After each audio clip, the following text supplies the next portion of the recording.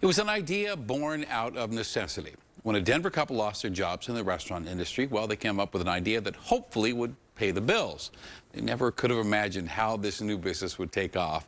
Liz Gilardi tonight shows us how they are making it through this tough time by delivering hope and donuts.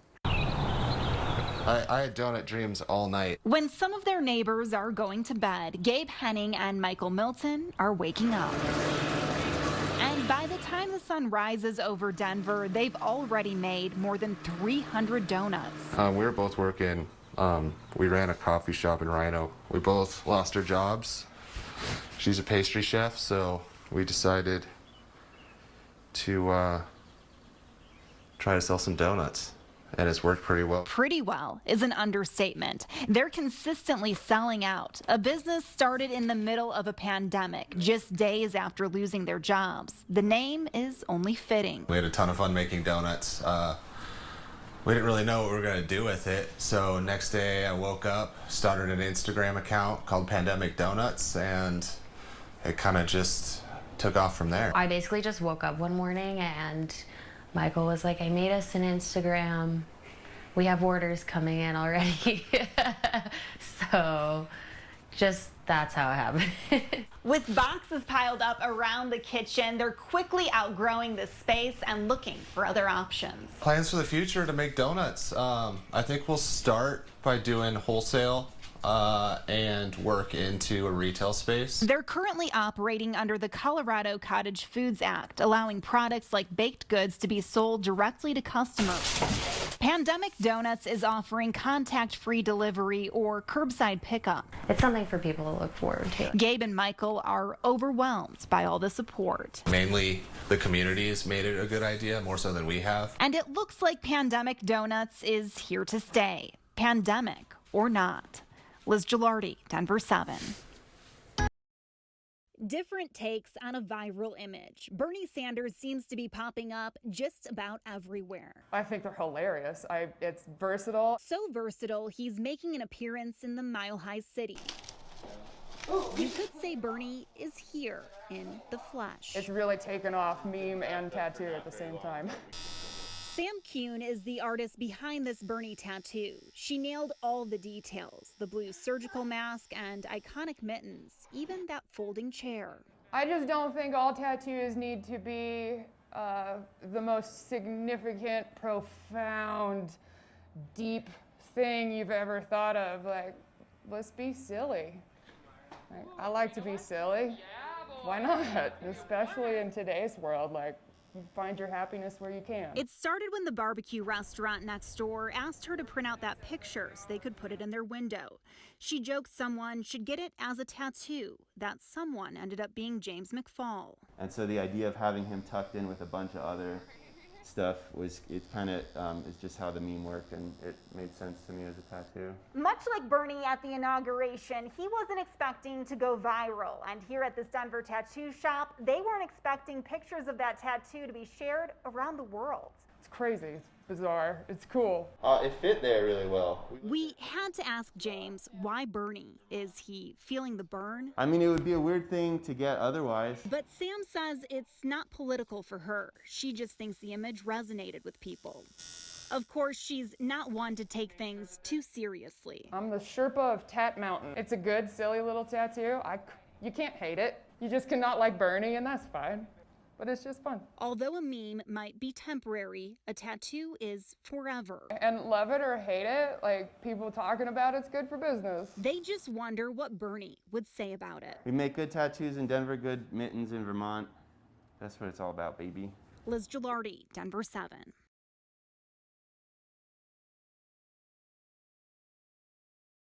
This is what I would love to be doing. Suzanne Fraser found her passion in between pouring drinks and getting to know her customers.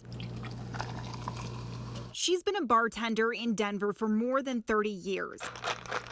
It's the only job she's known, but it's more than a job to her. For some reason, I got behind the bar, and it's just where I was meant to be. I have always made a really good living doing what I do because I really enjoy doing what I do. Last March, everything changed. And then all of a sudden it's gone. When the world shut down in the early days of the COVID-19 pandemic, the bar she was working at temporarily closed. For the first time in her life, Suzanne filed for unemployment. She's not alone.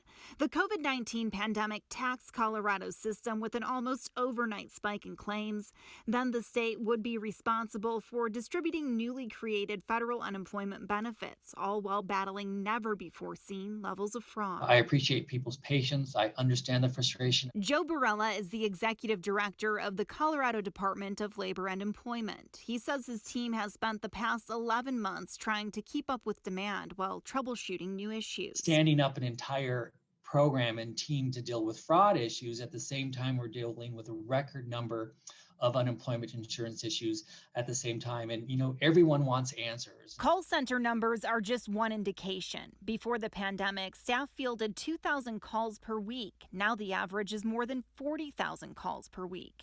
Barella says they're working to improve response times. That's why you got the flood of calls, because people are desperate. I'm having a terrible time getting any type of contact with them. It's been almost 2 months now. Many are desperate because they haven't received a payment since last December. Suzanne is one of them. The last payment that I got was a $300 check from unemployment, and that was like December 27th. She exhausted her federal unemployment benefits, but she is unable to file a new claim because the system for this group isn't ready yet.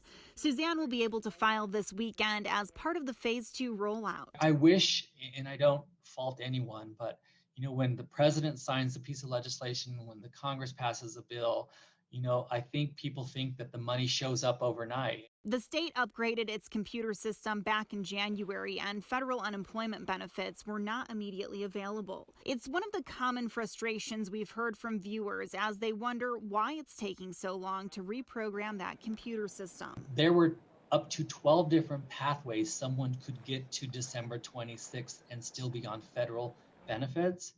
We have to account for those pathways before we make someone eligible for the new extensions. But when bills are piling up, that explanation can be hard to understand. Suzanne hopes she can get through this weekend and get her benefits, but what she really wants to do is get back to bartending. We all really need help now. I mean, I have a whole life that I built around that, and I could be on the verge of losing it all at any moment. And it's terrifying because I put everything into that industry to be able to have this life, and I could lose it all. Liz Gilardi, Denver 7.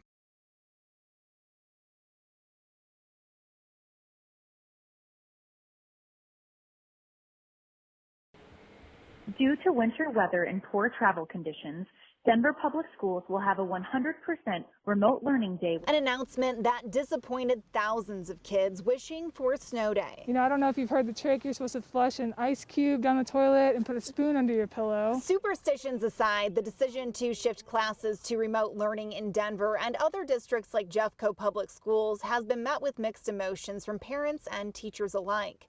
We met Laura Reed at a sledding hill. She said the kids are experts at e-learning by now, but they needed to get out of the house after their online classes this morning. I'm okay with it, but only because we have older kids. I can only imagine if you're in a different situation, it might have been, have a different answer. Although Leslie Odell is glad her kids are learning, she has a lot of nostalgia for a good old-fashioned snow day. I have mixed feelings about it. I think it's kind of sad that the traditional snow day is probably a thing of the past, but I'm glad that my kids are home engaging and being stimulated and learning, so as opposed to being home and being on their phones and playing games. We asked Denver Public Schools about the decision. In a statement, a spokesperson acknowledged the challenges of shifting to remote learning on such a short notice and said our students have already lost so much learning time, and we feel it's important to do whatever we can to maximize academic instruction. The debate was snow day versus no snow day, and people were not happy on any end of that. The new debate is no snow day at all. And what does that mean for people? Amy Baca-Ohlert with the Colorado Education Association has been in education long enough to know you can't really make everyone happy.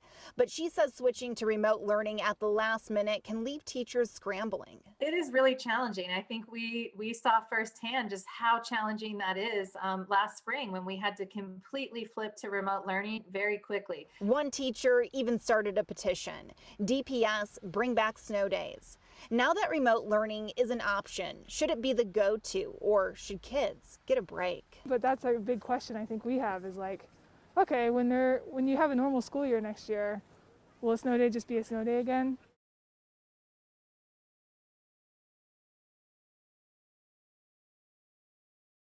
It's just chocolate sprinkle and maple nut basics. Still cranking out the classics and adding their own twists. So we do 6 flavors a day, which is fun. Gabe Henning and Michael Milton are making more donuts than ever before. They started Pandemic Donuts last spring after they lost their jobs in the service industry due to the COVID-19 pandemic. I think we've been really lucky that our business through the spring was strong enough to get the bakery open. When we met them, they were frying up donuts in their tiny kitchen and delivering them to Denver doorsteps during the stay-at-home order. They're still waking up before dawn, so we checked in as the sun came up over their new space. Out of our house, we were doing anywhere from 300 to 500 donuts a day, and now we can do anywhere from 500 to 1,000 pretty easily. On the weekends, we're pushing up at that 1,000 mark. Their new bakery is located inside Queen City Collective Coffee in Denver's 5 Points neighborhood. Having their very own bakery still seems like a dream come true. Gabe says if you told her a year ago she would be running her own donut shop, she would have had a hard time imagining it. Oh my gosh, I would not have believed them. I really didn't think I could ever have this, you know, because it's something I've always wanted in my own bakery. This commercial kitchen is really a game changer, allowing them to bring in more business opportunities. Pandemic Donuts is still doing curbside pickup and delivery. Of course, you can find their donuts at Queen City, but the owners are also exploring wholesale opportunities. It opens up all types of doors that were closed. Working out of a home kitchen under the Cottage Food Act, you can't do wholesale. You can't do a lot of stuff, really. Pandemic Donuts only seems to be growing. Although their business is more than donuts now, they're venturing into the savory side of breakfast with new sandwiches, too. The truth is, you know, the community supported us so much that we were able to do it. A business that took off almost overnight thanks to social media. And we just started making donuts, selling them. And loyal customers who keep coming back for these eye-catching, mouth-watering donuts. Yeah, I couldn't be happier. It's a blessing. Yeah, we're happy. Liz Gilardi, Denver 7.